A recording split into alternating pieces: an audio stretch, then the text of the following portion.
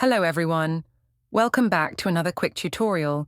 In this video, we will see how to set a WhatsApp profile picture without losing quality 2024.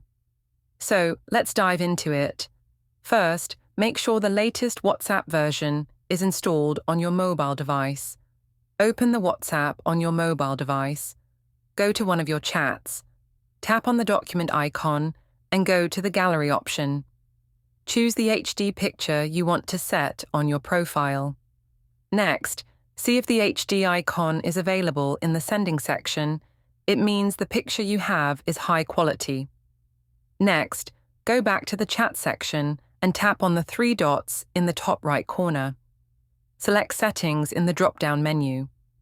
In the Settings section, go to your profile and tap on Profile Picture, and go to Gallery.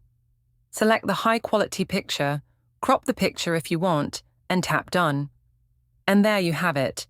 This is how you can easily set WhatsApp profile picture without losing quality. Thanks for watching.